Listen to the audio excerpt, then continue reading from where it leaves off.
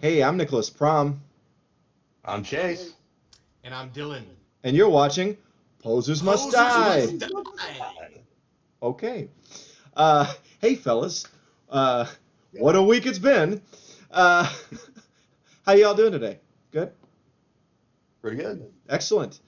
Let's start things off with Song of the Week. And I'll go first this time. What did we do? Oh, what did we just do there? My song of the week is Metal Knights, Knights, by Nasty Savage from their 1985 debut. A really fun, kind of heavy slash thrash metal band. And this song is an anthem. It's very silly. It's about killing posers. But it is it's really a hoot. I love this album a lot. I spent a lot of time with it in the early 2000s. Nasty Savage is big dumb fun.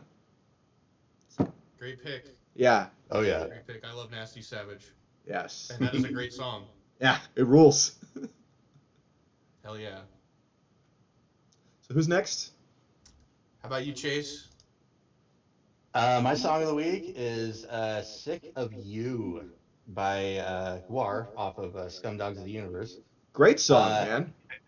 it is. It's a great song. I have a confession. I have not actually listened to it this week. I just have a neighbor that's been pissing me off, and the song is just playing in my head. Yeah, so you're saying that song lives in your head rent free? Oh, but welcome. Yeah. This one. Yeah. You should play it very loud for him. Maybe he'll like it. Maybe Yeah. he'll like it so much he'll throw a brick through your window Oh yeah. Oh, so he can hear it better. Yeah. Oh my god. Oh man. So, but real talk, I love this song. One of my favorite Guar songs. So, excellent choice, Chase.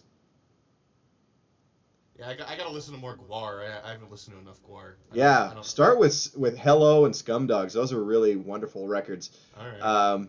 But yeah, what's your song of the week, Dylan? Well, I gotta be honest. I was having a lot of trouble thinking of a song of the week. You know, my week's just been wild.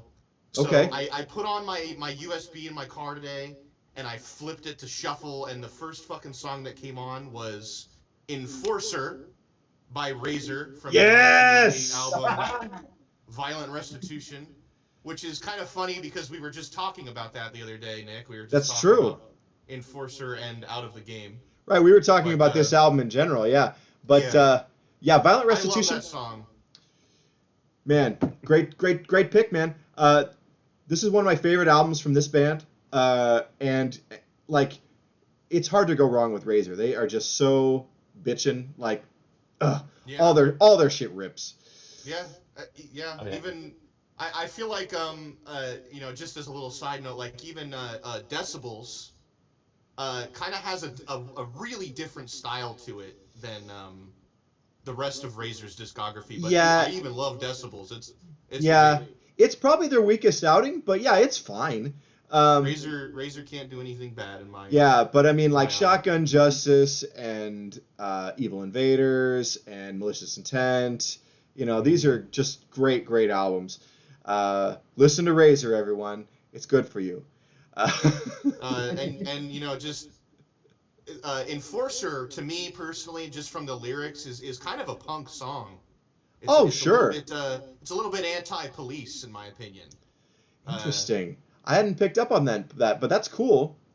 Um, but give them their listen and read the lyrics and tell me what you I, think, buddy.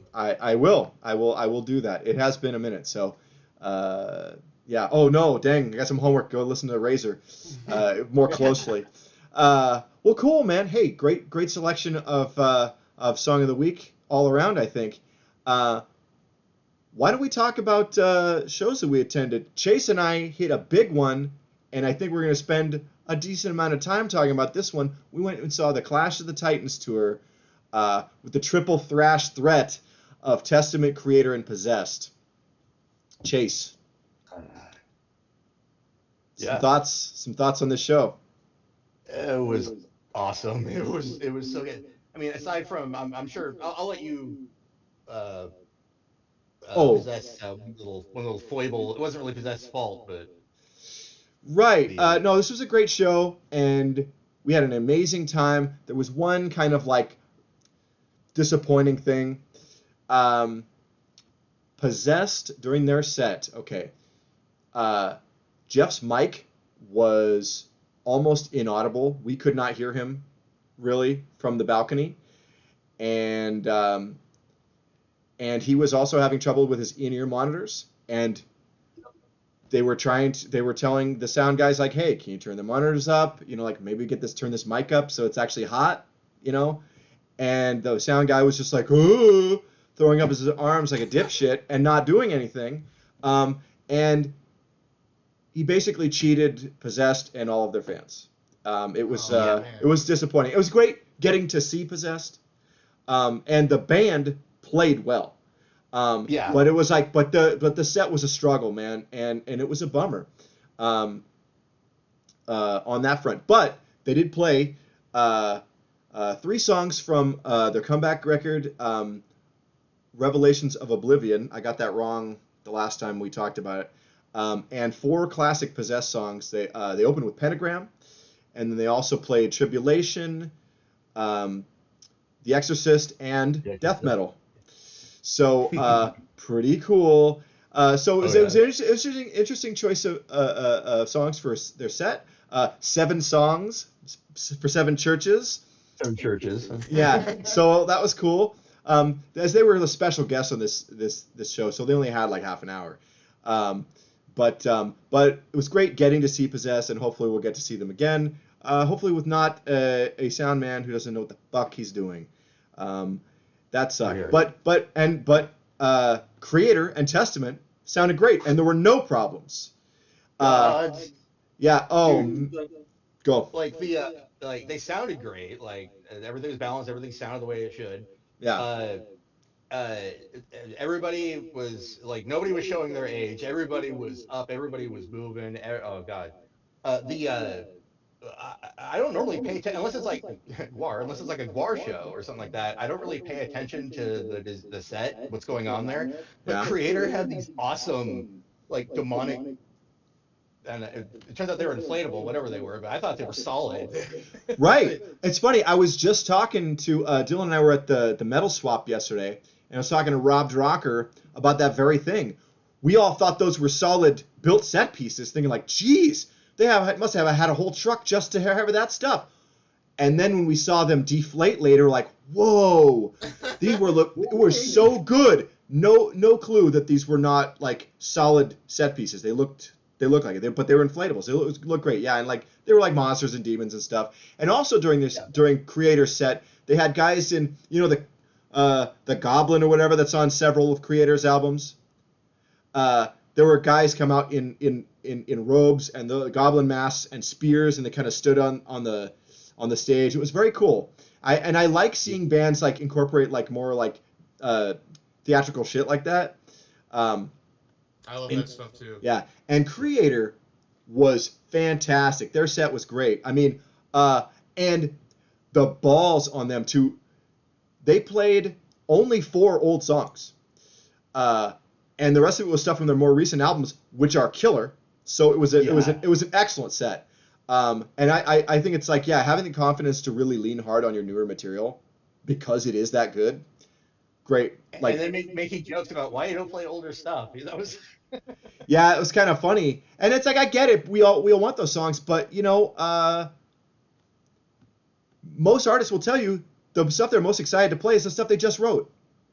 Yeah, of course. Yeah. And they play, and we're talking about like they're playing mostly songs from literally the last 20 years. It's not like this is like brand new stuff, although there was stuff from the most recent album. But as far as old songs go, they played Phobia, they played Betrayer. Oh, I love Phobia, dude. Yeah, it's a great one. They that stays in the set. That's a gem. And it's like that's from their 90s stuff too. They've like kept that around. It's like, no, this is a really good one. They played Betrayer, they played Terrible Certainty, and of course they closed their set with Pleasure to Kill. Kreator was excellent. Kreator destroyed. They were great. And then wow, Testament, fourth time seeing them, favorite time I've seen them. This set was incredible. It was only songs from the first two albums because they were pushing. They just did these remasters that were amazing. Okay, and Chase and I had set up in the balcony for Possessed and Kreator. Partway into Testament set, Chase turns to me, he's like, why don't you want to go downstairs? And I'm like, okay, yeah, let's do it. And we go there, and then we're watching a few songs, and I look at him and I'm like, do we want to get in this pit? A resounding yes. And so we got in. We jumped into that circle pit like we were 18 again, and and it was awesome. It was so much fun, and so we were doing that for the bulk of the latter half of their set, and they closed with Into the Pit, which we knew, which is what we were. Which is, well, but also it was like we knew that pit was gonna blow up, and it did, and it was awesome. It was so wild, but it was a blast. Nobody's getting hurt, everybody's having fun, just running in a circle, and ran into I don't know if you saw this, Chase, but we ran into Ben from Manthus, Ben House, the front man from Manthus. Oh hell yeah! And so he was in the pit with us. So he links arms with me, and we're going the opposite directions. I saw that, yeah. Okay, linked arms with me. We're going opposite directions, and then we spun in the center of the pit, like this. So sick. And then the release and like back to the circle. But that was a blast. This show was awesome. It was one of my favorite metal shows I've been to in a very long time. We had a tremendous night, and ran into some old buddies, and it was good. It was good vibes. Good vibes. Chase, do you have anything else? No, that was perfect. That was good. Well, I concur. That show totally ruled. Yeah. So that's gonna have to tide me over. Although we've got some good thrash stuff coming up, and we'll talk about that later in the show. Dylan, you this Saturday you went and went to a show in Salem, the Apocalypse at the Armory. Yes, I did. I don't know where to start with this show. I mean, I didn't stay for that long. It was an unfortunately, I don't know what the problem was. It seemed like there was not a large turnout. And I would think there would be from the start because the opening band was Atomic Terror. But I stayed and saw Atomic Terror, which they fucking killed, despite there being 20 people in the crowd total. Man. They totally put on their best. And I met Thomas before the show, who you just interviewed, Nick. Yeah. Thomas is a great guy. What a sweet guy. He is. I talked to him for half an hour. Nice. Bought a shirt, bought a patch. There's my There you shirt. go. Yay. Supporting the boys. Yeah. But Atomic Terror killed. And then right after them was a blackened death sort of band, Dead Nexus. Yeah, I've heard them a little. I liked them, but I was running out of energy after Atomic Terror, so I just I sat in the stands and listened to them. But I did like them. They gave me a free sticker because they were bros. There you go. Nice. And I kind of do want to listen to some more of them, but afterward, after those first two bands, I couldn't do it anymore. I felt so tired. I've been having a shitty week, so I just left early. So I'm sorry for the rest of the bands that were there. Damage Overdose, American Overdose, Within Caskets, Dreadnoks. I can't read that one. The Gathering? Gathering. Gathering, and that's a black metal band. Yeah, I wish I had stayed, but I don't know. I was messed up. I couldn't. It's okay, man. I'm sorry. But it's okay. For the time I was there, it was fun. I'm happy to. That was the first time I've seen Atomic Terror, and that was really fun. I'm looking forward to seeing them again up in Portland. So yeah, that's all I have to say about that. That's okay. Yeah, I kind of had a feeling that this show was not gonna do well. Just being the promoter, the organizer, he's kind of okay. He did that kind of that scammy pay to play kind of garbage where he expects bands to sell tickets instead of street teaming or like like get a real hire a real headliner and then that'll be the draw and then you don't have to basically get the bands to pay for you to rent the hall. That's really garbage. But and also doomed to fail because most on paper like it's Salem, it's only an hour away, people will carpool. Well, look, a lot of people aren't that organized, and also most people or many people in the Portland metro area don't drive. So like if this had been like at a spot in town, they probably would have done a lot better. But yeah, look, and I have a feeling, watch, people showed up for their friends' bands and then left. It seemed like just like every other Battle of the Bands. Well, I could have swore that like people were gonna be showing up for Atomic Terror, like that. Like that's the one I've heard of. I don't know. Maybe I'm just being biased.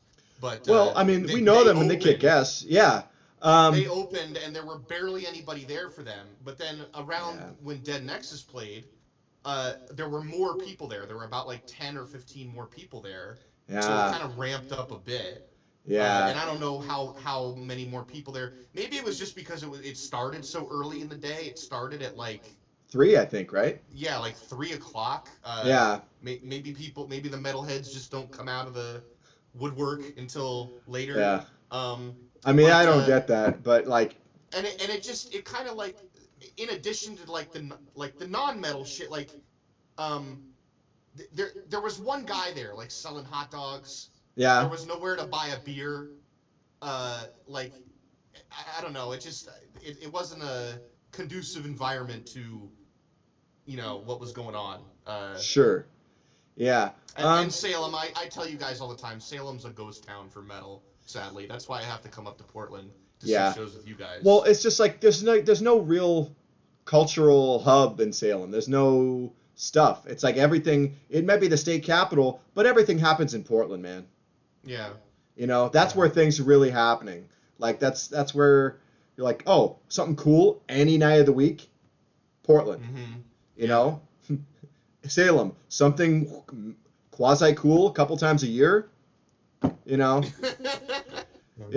Fuck! that no one shows up to. So that's a drag, but c'est la vie. Dylan, yesterday you and I went to the Portland Metal Swap over at Dot's Cafe, and that was fun. Yeah. That was fun. Yeah, I just got to hang and catch up with some buddies. I saw John Grunstein and Dylan Laviolette and Braden Boardman and Andy Shin and some other buddies. It was cool. It was a good time. People had shirts and albums and posters and all kinds of stuff. I got this Venom poster. I didn't even know. I was gonna ask you if you even got anything while we were there. Yeah, I got that. I mean, I mostly was there to just like give away buttons, like, hey, check out our show. It's a metal thing, and also it was an excuse to see friends, But yeah, no, it was cool. I had fun. It was a bit smaller than I thought it might be. Yeah, I didn't quite know what to expect. I mean, there was really maybe about 8 or 10 vendors. Yeah, about eight individuals selling things. Yeah. But everything they were selling was cool. It was fun to pick through everything. Everyone was so nice. Yeah. You got to hand out your buttons. I picked up a couple treasures. I don't want to get up and get it, but I got a massive, like 3x3 bolt thrower War Master flag of the War Master album cover. Yeah. Great album cover. That to Chase. Yeah. You got to see it while we were there. Yeah. If you don't know what the War Master album cover looks like, Google it, dingus. I also got I grabbed a couple CDs that looked hot. I got Exciter. Hell yeah, Exciter rules. Yeah. Great album. Yeah. And Nick, I was surprised you didn't know about this band, but I got Carnage, Dark Recollections. I knew about that band. I just forgot about that band. There's a difference. Yeah, that's what I meant. I'm sorry. Yeah. But yeah. I was very surprised. I picked up this album. I'm like, oh shit, and it was like $5, I think. Wow, what a find. Yeah. God damn, I'm gonna enjoy blasting that in my car. Yeah. Well, like, and Yeah, I had forgotten about Carnage. In the sea of like so much Swedish death metal. Sorry, I Yeah. forgot about them.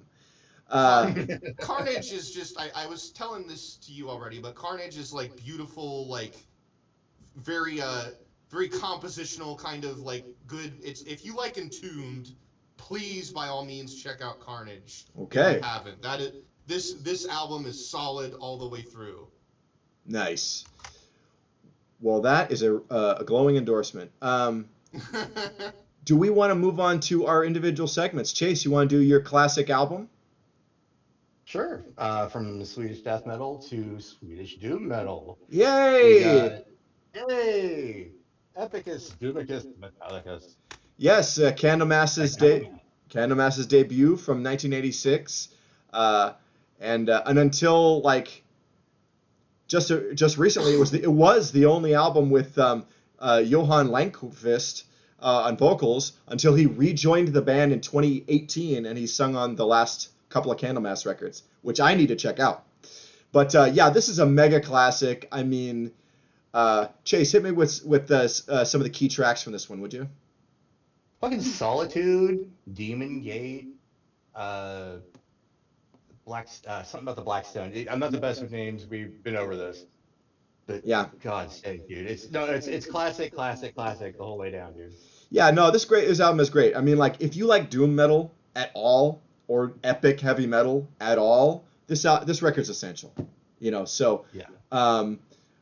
Leif Edling, mastermind behind this band, still going strong all these years later. Yeah, Candlemass rules. Yeah.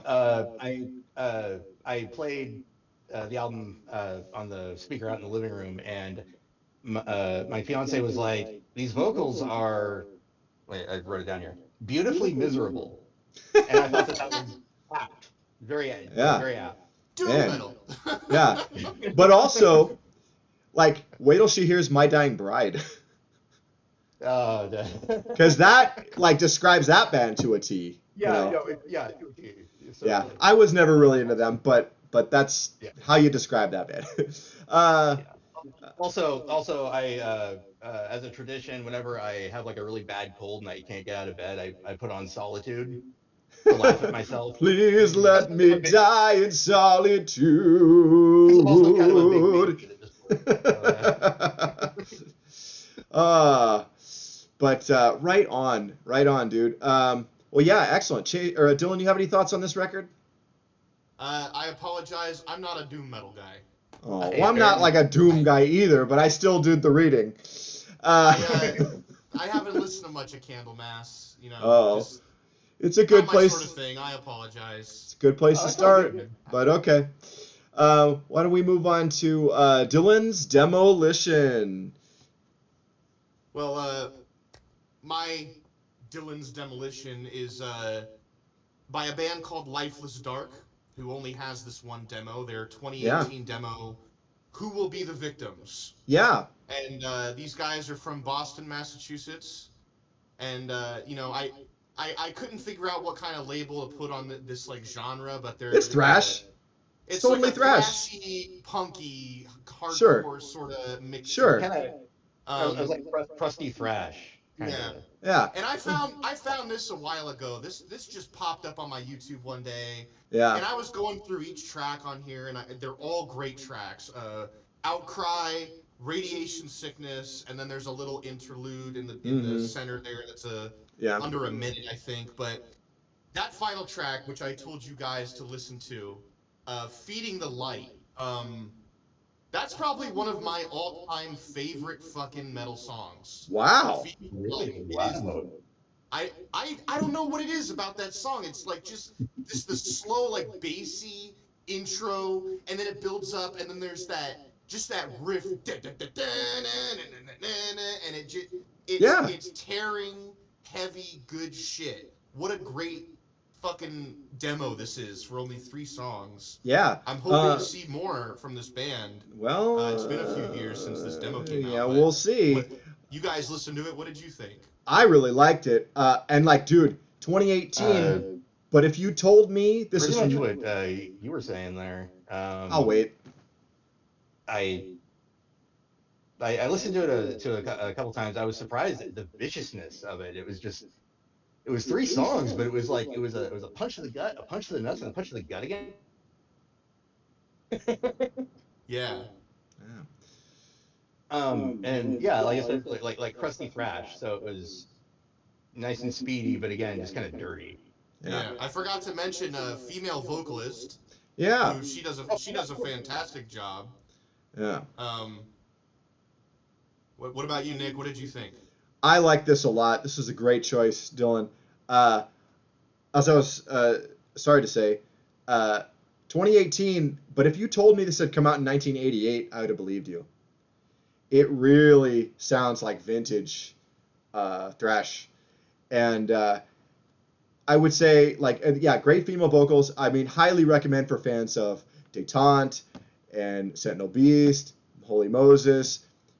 Right in that. Yeah, Holy Moses. That's Yeah, yeah. yeah. So definitely like rad shit. Definitely a very cool demo. People should check it out.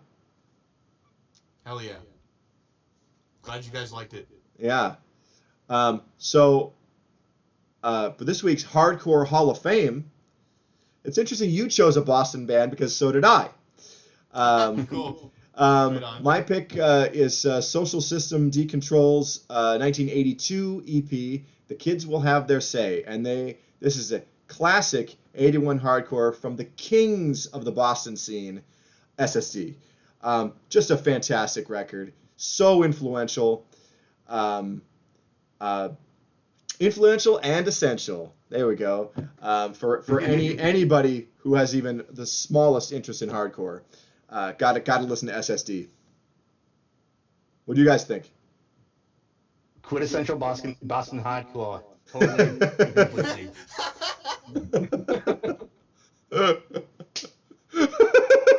That's great. Yeah. That's great. I have not listened to this one yet, but that album cover, I love that album cover. It's on my list to listen to, and I'm probably going to listen to it tomorrow. I think it's coming up next year. Okay. I've told you guys that I have like a list I go through of albums because you can't listen to like too many things in one day. But this is Right. coming up soon. I'm looking forward to listening to this. That's the kind of album cover. If I was in a record store and I saw that, I'd go, "What is this?" And I don't care how much was. I would just buy it and bring it home and see what it is. Yeah. Well, that's really cool, man, because I remember being a teenager, and it was before the internet kind of became what it is now.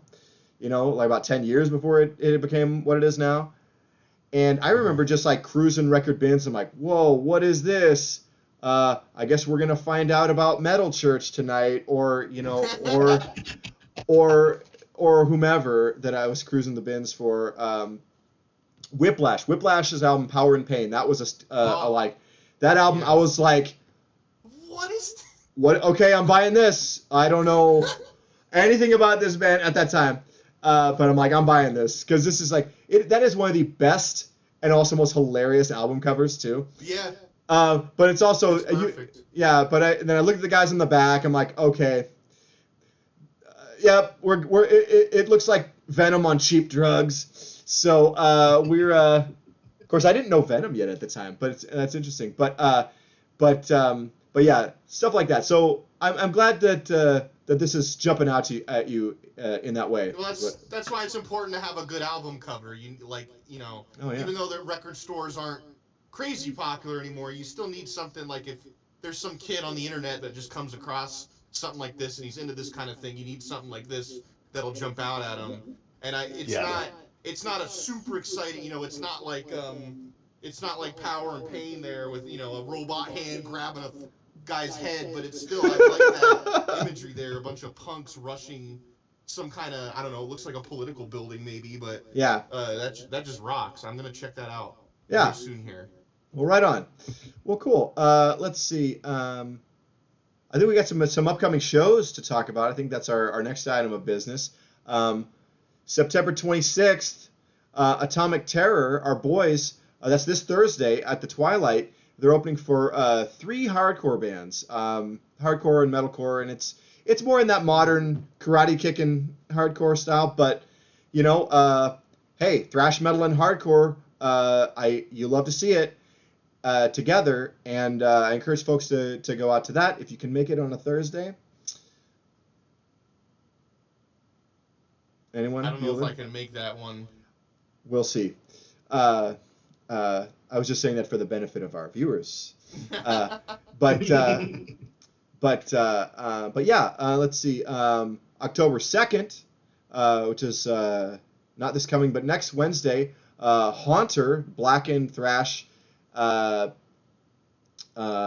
playing at the High Water Mark with our boys Atomic Terror in support, and a band whose logo I cannot decipher. Somebody look. It's probably black metal.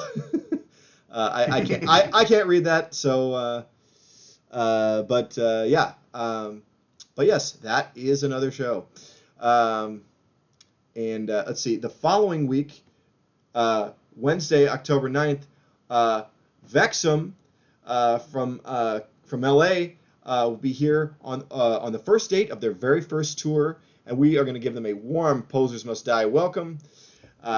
Atomic Terror will be in support, as well as Wizard Cage, who are the kind of the local new wave of British heavy metal babies of Portland. But they're young, and like, gee, if you like Angel Witch, you're gonna dig this band. Okay, that's what I'm saying. That show is gonna be kick-ass. Please show up for that, everybody.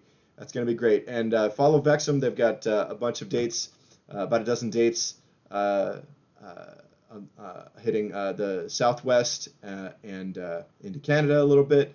Should be cool times. Let's see. And then, of course, October 10th, tickets are still available for the mighty Judas Priest.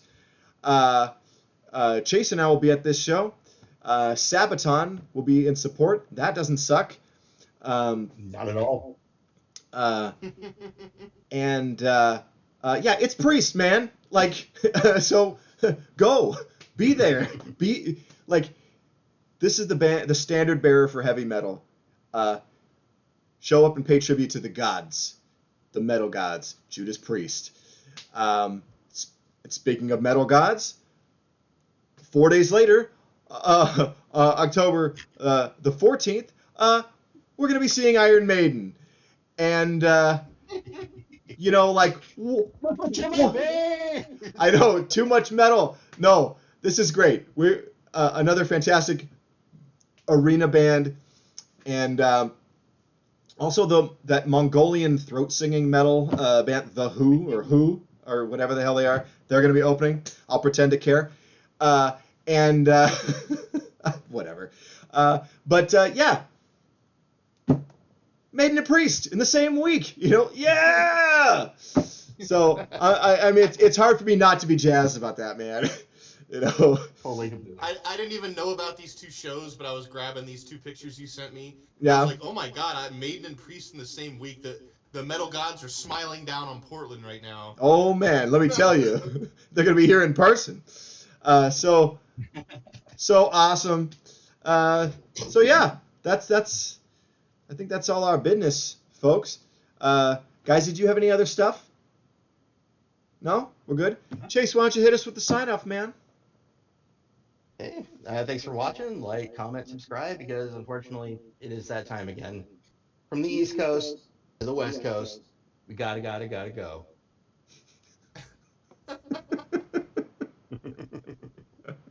All right. Good night, everybody. Thank you.